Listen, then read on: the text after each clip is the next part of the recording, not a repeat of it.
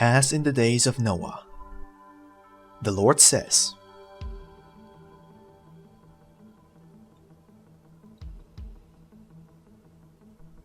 just write down whatever you have. And as the days of Noah, so also shall the coming of the Son of Man be.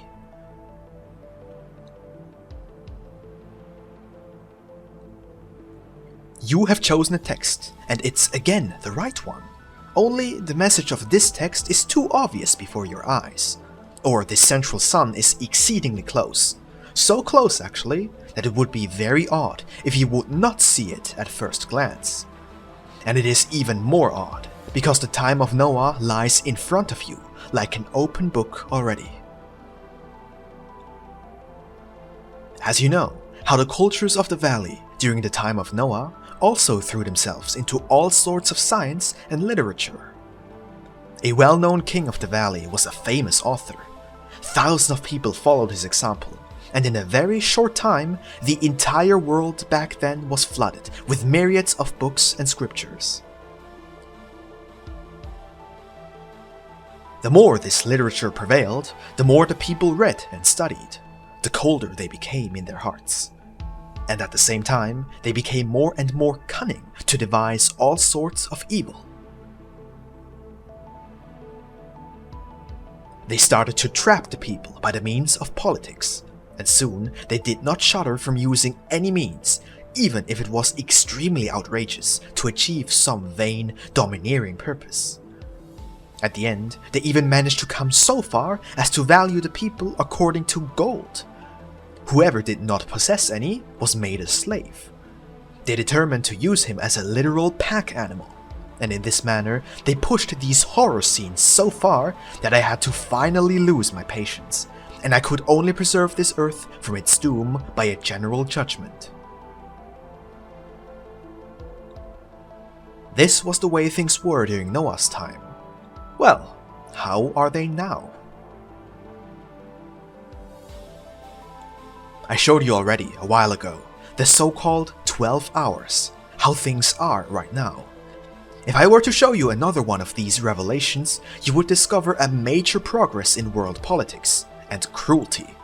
And I tell you, not a lot more is necessary for you to completely enter Noah's time, in which houses made of glass had to be built, so that men of the most cunning politics were always able to monitor without any difficulty what their subjects were doing.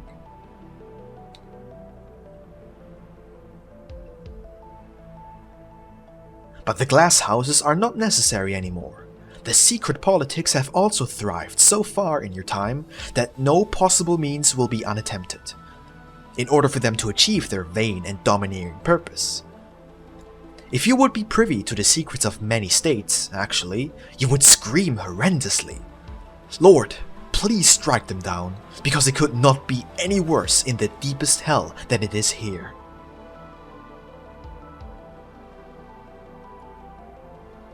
But I do not want to divulge such secrets to you, for if you only catch a single glimpse on their fruits, it cannot possibly slip by you to see, with the greatest certainty, whose spirits' children such prophets are, who bring forth such glorious fruits. What is the reason for all this?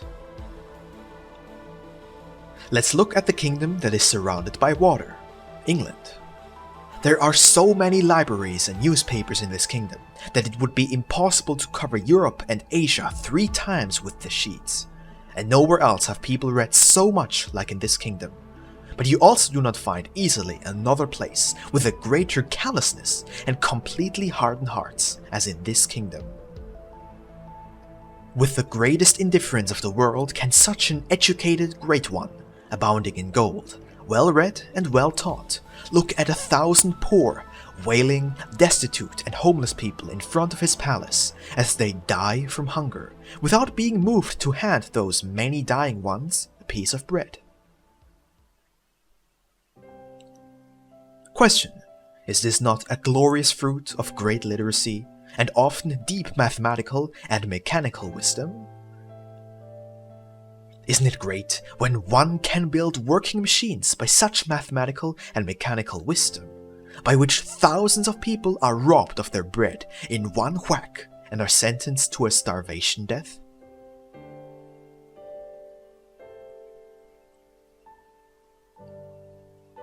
Isn't it awesome to build train systems by which, for one thing, a lot of carters and other craftsmen lose their income? And secondly, so many properties of the farmers are destroyed by all these great and beautiful roads and rails, so that he will have to grasp the beggar's staff soon thereafter? And thirdly, another great benefit is coming to the surface, which is that on all these paths, the luxury and industry thereof can be transported even more quickly, so that humanity will be ruined physically and spiritually even faster, and the hearts of the rich people will become as hard as the roads very soon, out of which they converse together through trade and swindle.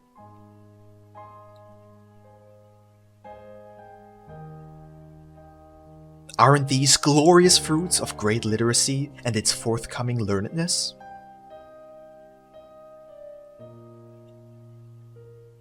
Do we not call persons intelligent and prudent if they can transform their mind into money? But exactly because of this, since the mind can contribute so much money, the love has gotten completely off course, and the deed thereafter is almost not known anymore. I mean, we have enough machines which act according to the mind, so why bother with human hands?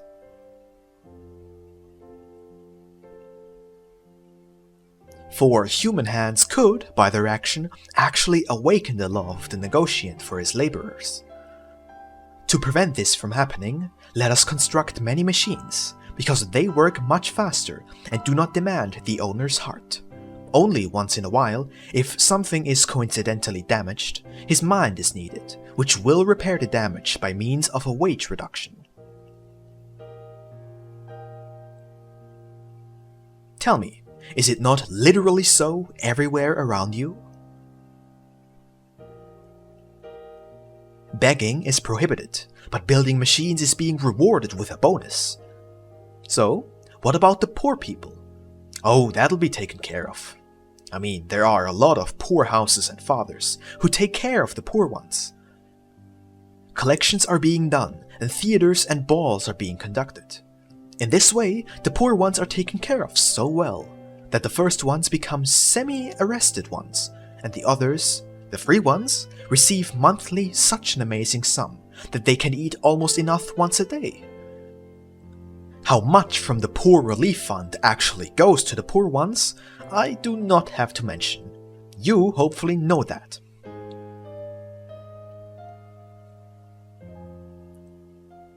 Just remember the necessary human requirements and the prohibition of begging right next to such a participation, and you'll start to recognize how excellently these poor people are taken care of, which are lucky enough to get something out of such a fund.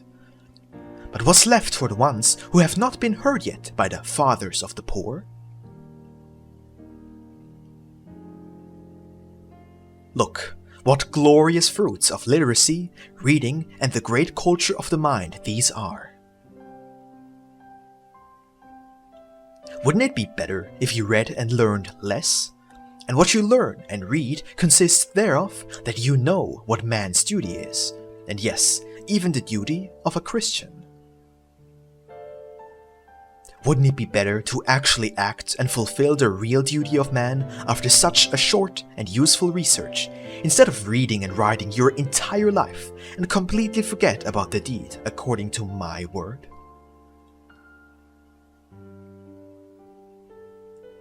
I said it. Do not be vain listeners, but doers of the word. But where are these doers now? Are these the machines and luxury manufacturers? Or is it the managers of the railway and the businessmen? Or is it the knights of the industry and the owners of the sugar plantations in America? Or is it the money and gold-hooked and domineering clergy?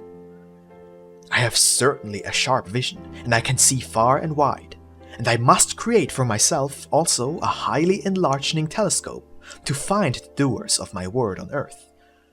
I even feel bad if it is enlarged 1 trillion times, because the number is still so small that I am not able to discern if they are thousands, hundreds, 10, or even 0. For this reason, I have a much bigger telescope in the works. You will surely understand what I mean by that, while you are working a little on it yourself. An entire central sun disk shall serve as a lens. Through this, I want to contemplate the number of the doers of my word very closely. Should I behold on the whole earth a complete tenth, I will push back my judgment for 1,000 years. But if the number is below 1/10, I shall limit my patience on the number of the doers of my word until a great general judgment, which means for each doer 1 year. People will certainly say, "Lord, actually there are quite a lot of benevolent people."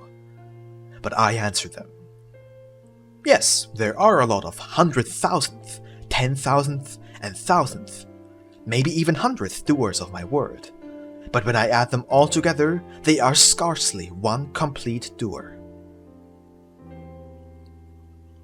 But why? What is the one who owns 100,000 and does not give the poor ones at least the 10,000th part of his wealth, knowing my word, which I spoke to the rich young ruler? Question: is this one more than 10,000th doer of my word? Truly, I do not ask after these, for surely I will not notice them through my telescope, only the whole ones. I've raised such a telescope also in the time of Noah, and since I did not find more than 8 doers of my word, I let the judgment happen. I am afraid now, if I will, during the current contemplation, observe Noah's number once again, and this for the reason because the politics and industry have reached much higher peaks than during Noah's time. And regarding the present cruelty, even Hannock wasn't worse than this. Just pick up the 12 hours and compare. Therefore, it is now as it was in the days of Noah, a ripe fruit of literacy and erudition. By this, it becomes also clear that the salvation of mankind does not depend from reading and hearing much, but rather it depends from the deeds according to the law of love. I mean, this should be clear too. Therefore, soon another central sun, on account of the enlargement of the lens on my telescope.